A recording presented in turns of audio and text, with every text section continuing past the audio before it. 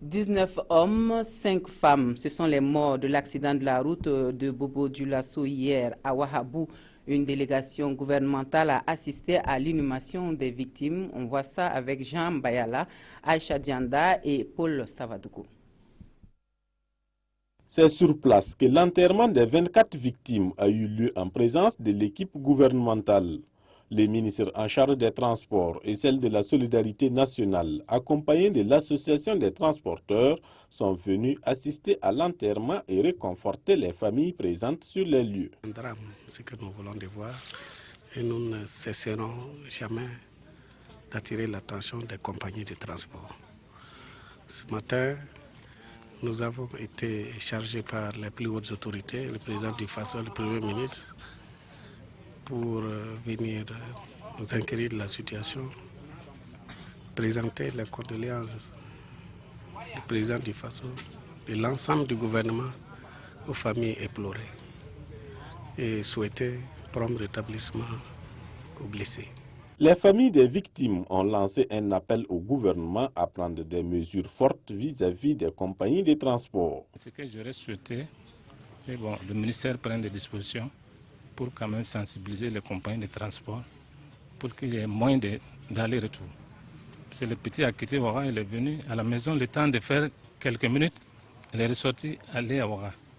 Arrivé à Ouaga, il a appelé encore pour dire qu'à 20h, ils vont sortir. Et c'est là le drame est arrivé. Donc, deux allers-retours, pour Ouaga, c'est pas facile. L'être humain, c'est pas une machine. Vraiment, c'est une catastrophe totale. Nous sommes venus pour témoigner. Pour témoigner, vraiment, on est dépassé, on a trop choqué. Quand on voit ce quoi là, on est dépassé.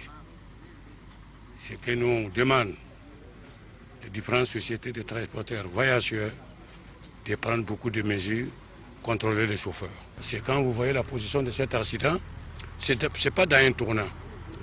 C'est pas dans un tournant. Soit c'est la fatigue générale. Quand ça arrive, ça arrive. Vraiment, c'est malheureux. C'est malheureux. Nous venons pour quand même porter notre condoléance à toute la famille endeuillée. Après l'enterrement des victimes, la mission gouvernementale s'est rendue au centre médical avec antenne chirurgicale de Boromo pour rendre visite aux blessés. Au moment où nous quittions les lieux, seulement 5 blessés étaient internés au CMA et 20 autres étaient déjà évacués vers Ouagadougou et Bobo Dioulasso. Autre point de l'actualité dans ce journal, nous ouvrons un chapitre élection avec l'ambassade de France qui octroie un appui financier à hauteur de 200 millions de francs CFA à la Commission électorale nationale indépendante pour l'organisation du scrutin de dimanche prochain. Une contribution de la France donc à l'ancrage démocratique au Burkina Faso et un soutien pour le développement à la base. La signature de convention entre les deux parties est intervenue hier en présence de Adama Guiti et Draman Dadian. 200 millions de francs CFA à la CENI, la Commission électorale nationale indépendante. Le don est de l'ambassade de France au Burkina, à quelques jours du scrutin du 22 mai. Cette nouvelle dotation va être utilisée en totalité pour les élections municipales. Ces 200 millions de francs CFA vont servir pour les 3/4 à rémunérer les coordinateurs des centres communaux de compilation des résultats et pour le quart restant, les opérateurs de saisie des résultats. La France n'est pas à son premier geste. Elle a toujours manifesté sa solidarité à l'égard de la CENI, rappelle Maître Barthélémy Kiri, pour qui cette nouvelle donation vient en temps opportun. Vous avez toujours été à nos côtés. Nous recevons votre contribution à quelques jours du scrutin, mais nous l'avons dit à point nommé, car elle coïncide avec la phase de la mobilisation et de recyclage et de déploiement des opérateurs de saisie, des administrateurs et des coordonnateurs des centres communaux de compilation des résultats que la CENI doit rémunérer, bien entendu. Côté organisation, tout est fin prêt. Assurance donnée sur place aux diplomates français. Les électeurs sont donc appelés aux urnes dimanche. Et Jules Thibault souhaite voir le succès démocratique du Burkina se confirmer ce 22 mai par un scrutin aux résultats incontestables.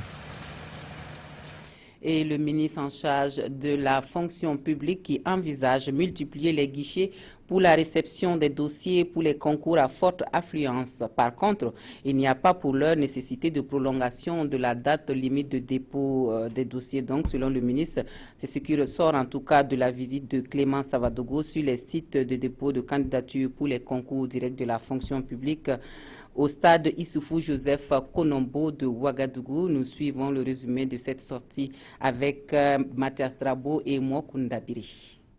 Clément Savadogo prend le pouls de l'ambiance qui règne sur les sites des dépôts des dossiers de candidature au concours direct 4 jours après l'ouverture. Au stade Joseph Konombo, première étape de sa tournée, le ministre visite les guichets et échange avec les réceptionnistes, lesquels disent rencontrer des difficultés avec certains candidats qui ne savent pas composer les dossiers. Il y a des dossiers incomplets. Souvent, les candidats, ils ne regardent pas bien, ils envoient souvent avec deux diplômes à la fois. Au lieu de bien regarder, ils confondent les trucs. Prochaine destination, le stade du 4 août. Ici, la difficulté des candidats se situe au niveau de la lenteur des dépôts. Et le ministre constate les longues files d'attente. Une situation beaucoup plus accentuée au niveau de certains concours comme les NAREF. Peut-être c'est le manque de personnel, je ne sais pas. Puis pour rédiger les récépissés, là, ça prend beaucoup de temps. Le nombre de guichets n'est pas suffisant. Et puis bon, je crois bien, ceux que les récepteurs, là, je pense que eux aussi, ils sont un peu lents. Séance tenante, Clément Savadogo a pris la décision de démultiplier les guichets pour les concours à forte affluence. À la réflexion, j'envisage que nous puissions voir pour les années à venir et qu'on puisse réorganiser certains dispositifs. On peut penser par exemple à un changement de système en attribuant des numéros d'ordre d'arrivée, de sorte qu'on remet à chacun un papillon. Comme ça, il peut, en fonction de son numéro d'ordre, il peut se mettre à l'ombre, il peut même aller en ville faire quelques courses et il revient au moment où c'est à son tour pour déposer sans difficulté. Le ministre de la fonction publique compte en plus privilégier les modes d'inscription en ligne les années à venir. Débuté il y a près de 6 mois, les travaux de construction de l'échangeur du Nord sont toujours à la phase de début de réalisation. Mais le ministre des Infrastructures qui était sur le chantier tient à rassurer que tout se déroule selon le planning établi. Éric Bougouma a aussi confirmé aux riverains du barrage numéro 1 de Ouagadougou que ceux qui viendraient à être affectés par le chantier seront dédommagés.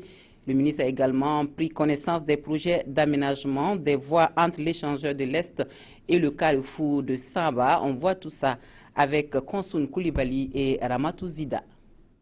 Voici ce à quoi va ressembler l'échangeur du Nord une fois terminé.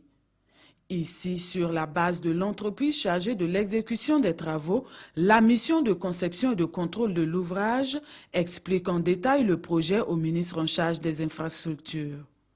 Le visiteur du jour a pu ainsi jeter un coup d'œil sur les installations pour béton ainsi que les premiers ouvrages sur le barrage numéro 1. Ce que vous voyez qu'on est en train de faire juste derrière moi, c'est le canal, c'est le chenal qui va relier les deux barrages, qui fait à peu près 40 mètres de large. C'est cette partie-là que nous sommes en train donc de faire actuellement. C'est des travaux qui doivent durer 36 mois. Il reste globalement 30 mois. Ça veut dire que nous avons encore un peu de temps avant de voir pousser effectivement l'ouvrage. En somme, les travaux sont à environ 10% de réalisation. Le ministre Éric Bougouma se dit satisfait de l'état d'avancement du chantier. Interpellé par les riverains, il veut également s'assurer que les travaux sur le barrage numéro 1 ne comportent pas de risques pour ces populations, dont certaines sont déjà affectées par le projet. Il est prévu un mécanisme de dédommagement, non seulement des habitats qui sont concernés, mais qui, semble-t-il, ne sont pas très nombreux, mais surtout aussi pour les commerçants, les maraîchers qui sont en tout cas sur les berges de ces deux barrages. Et le ministre de rappeler qu'il attend de l'entreprise et de la mission de contrôle le respect du planning et un travail de qualité. Après l'échangeur du Nord, cap sur la route nationale numéro 4 et le CIAO. Là, le ministre Éric Bougma s'est imprégné des projets d'aménagement des voies entre l'échangeur de l'Est et le carrefour de Samba, ainsi que le boulevard Tinsoba entre l'échangeur de l'Est et celui de Ouaga 2000. Et c'est l'Agence française de développement qui finance les travaux d'aménagement des gares routières de Ouagar Inter, et cela à hauteur de plus d'1 milliard de francs CFA. On a annoncé hier le démarrage technique des études d'exécution des travaux et l'on attend le point de vue des acteurs du secteur des transports sur la faisabilité du projet. Souleymane Sano, Estelle Judith Assogba. Les gares routières de Ouaga Inter et de l'Ouest connaîtront bientôt des aménagements. Il est question ici d'informer les acteurs du secteur des transports, le syndicat et les partenaires du démarrage technique des études d'exécution pour l'aménagement de ces gares. Ce que cela fait ce matin, c'est d'abord d'échanger avec les participants sur le processus de conduite de ces études, afin que dans les échanges, on puisse également recueillir les préoccupations des transporteurs. Quelle est leur vision pour l'aménagement donc de ces gares-là et quelles sont leurs préoccupations à prendre donc en compte par le bureau d'études dans le cadre donc des études d'aménagement de ces gares. Le démarrage des travaux est prévu en mars 2017. Le bureau d'études a 3 mois pour fournir un dossier d'appel d'offres pour le recrutement des entreprises. Pour la gare de Ouaga Inter, les travaux vont consister à l'aménagement d'une plateforme de 12 520 m², à la réhabilitation d'un hall central existant, à la construction d'un bâtiment administratif pour la commune, d'un poste de contrôle et des toilettes. Concernant la gare de l'Ouest, il s'agira de procéder à l'aménagement d'une plateforme de 20 466 m², à la construction d'un bâtiment service, d'un poste de contrôle, d'un hall d'attente, d'un parking à 2 roues et à l'aménagement d'un carrefour d'accès au feu sur la RN1. La gare de Tampoui avait aussi été retenue, mais son exécution a été reportée à cause de l'impact du projet de l'échangeur du Nord sur cette gare. La construction et la réhabilitation de ces infrastructures s'inscrivent dans le cadre de la politique communale d'amélioration de la mobilité dans la ville de Ouagadougou. On annonce une caravane de l'intégration Burkina Faso-Côte d'Ivoire pour ses vacances. 2 dates sont retenues, du 15 au 30 juillet et du 5 au 19 août.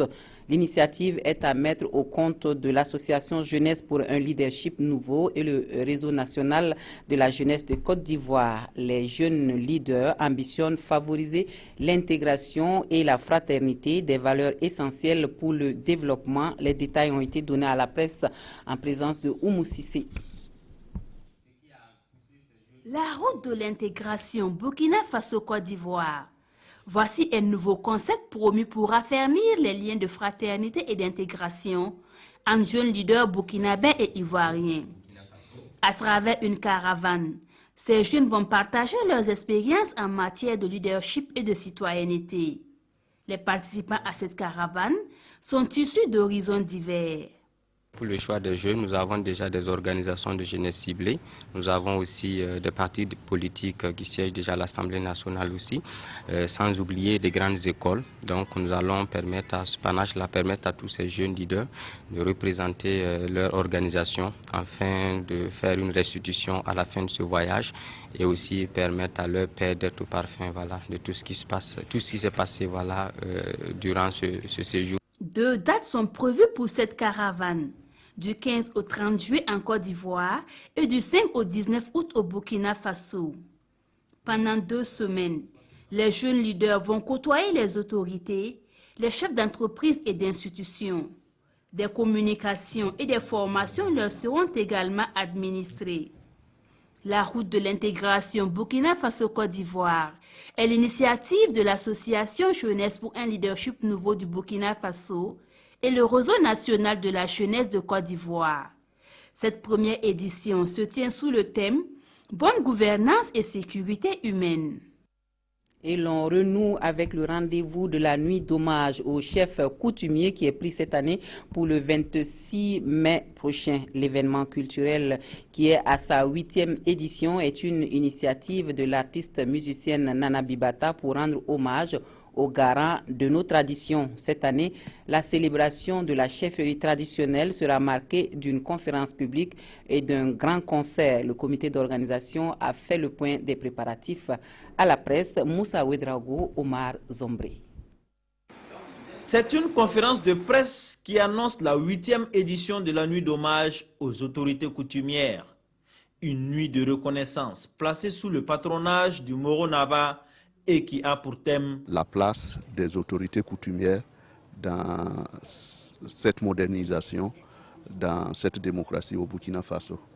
Faut-il continuer à creuser et puis leur donner un statut particulier qui va leur permettre de se libérer des carcans politiques et puis de vivre réellement leur rôle, leur place dans l'histoire, ou bien faut-il les laisser dans cette paupérisation généralisée? Ce thème sera animé par le professeur Albert Ouedraogo et modéré par les chefs traditionnels dans la matinée du 26 mai à la Maison du Peuple. Dans la soirée du jeudi, à 20h, à partir de 20h, c'est un aéroport d'artistes qui vont se succéder pour chanter la gloire, mais aussi pour donner des messages. Plus qu'une nuit, c'est une journée entière qui sera consacrée à magnifier toutes les têtes couronnées du Burkina Faso.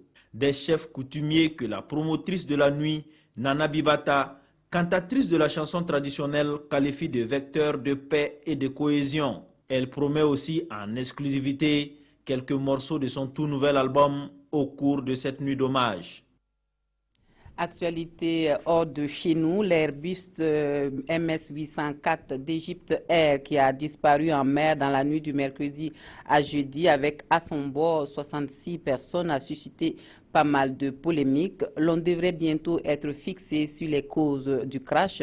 L'armée égyptienne semble avoir localisé des débris de l'appareil.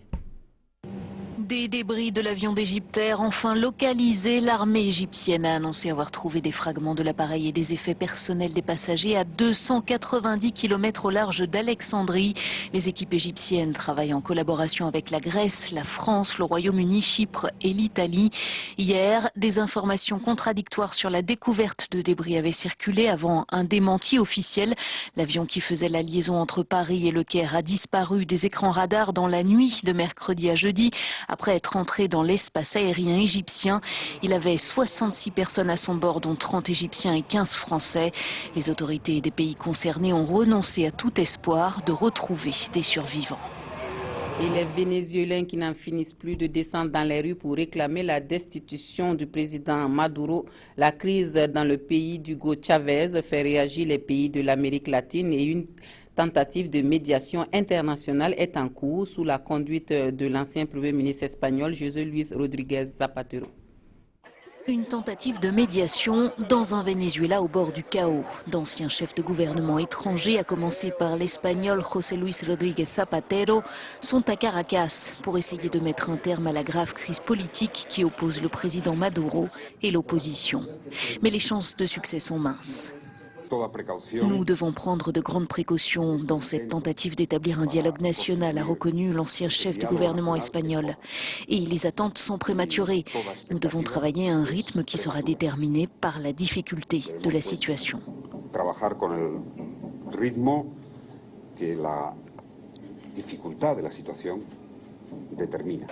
Éprouvés par les pénuries et l'inflation la plus élevée au monde, les Vénézuéliens descendent régulièrement par milliers dans les rues pour réclamer la destitution de Nicolás Maduro. L'opposition veut organiser un référendum pour pousser le président chaviste vers la sortie, mais ce dernier, qui a décrété l'état d'exception, résiste en évoquant la menace d'un coup d'État. Depuis Bogota, l'épouse de l'opposant emprisonné Leopoldo López a appelé à la mobilisation de la communauté internationale. Elle présentait dans la capitale colombienne le livre écrit par son mari intitulé « Prisonnier mais libre ». Répondant à l'appel de l'opposant, des centaines de personnes ont aussi donné des médicaments, du matériel de premiers soins ou encore des produits d'hygiène. Aujourd'hui, très difficile à se procurer au Venezuela. Et pour finir, les journaux de ce vendredi au Burkina analysent les préparatifs du processus électoral par la CENI à la veille des élections municipales. Les quotidiens reprennent également en cœur l'accident mortel de la route nationale numéro 1. Nous feuilletons les journaux avec Touboum Yveline Dabiri.